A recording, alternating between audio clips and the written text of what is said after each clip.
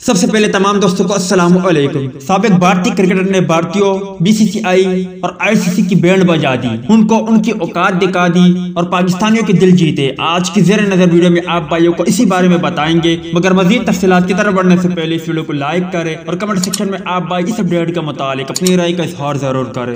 سابق ہندوستانی کرکٹر آکاش چوپڑا نے تمام فارمیٹ میں ICC ٹیموں کی دہائی کے انتخاب پر تنقید کرتے ہوئے کہا ہے کہ وہ اس بات پر حیران ہے کہ ICC کی منتخب کردہ تینوں ٹیموں میں کسی بھی پاکستانی کھلاڑی کو کیوں شامل نہیں کیا۔ آکاش چوپڑا نے اپنے YouTube چینل پر متنازع انتخاب کے بارے میں بات کی۔ انہوں نے کہا کہ دہائی کی T20 ٹیم ان کے لیے بطور کرکٹر کوئی معنی نہیں رکھتی۔ انہوں نے کہا کہ یہ کیسے ممکن ہے کہ ICC نے ٹیم میں صرف 3 بالر کا انتخاب کیا اور ان میں عمر گل یا سعید اجمل کو بھی شامل نہیں کیا گیا۔ انہوں نے MS دھونی کی بطور وکٹ کیپر اور ٹیم کی کپتان کے انتخاب پر بھی تنقید کی۔ انہوں نے کہا کہ T20 انٹرنیشنل میں دھونی کی پرفارمنس اتنی خاص نہیں، ہندوستان نے دہائی میں ایک بھی T20 ٹورنامنٹ نہیں جیتا تھا، اس لیے ان کا انتخاب نہیں کیا جانا چاہیے تھا۔ آکاش چوپڑا نے مزید کہا کہ دہائی کی ٹیسٹ ٹیم زیادہ متوازن نظر آتی ہے، لیکن اس میں اب بھی کوئی پاکستانی کھلاڑی موجود نہیں ہے۔ انہوں نے کہا کہ یونس خان نے اس دہائی میں 57 کی اوسط سے رن بنائے، لیکن انہیں بھی اس ٹیم میں شامل نہیں کیا گیا۔ انہوں نے جنوبی افریقی بیٹسمین ہاشم آملہ کی عدم موجودگی پر بھی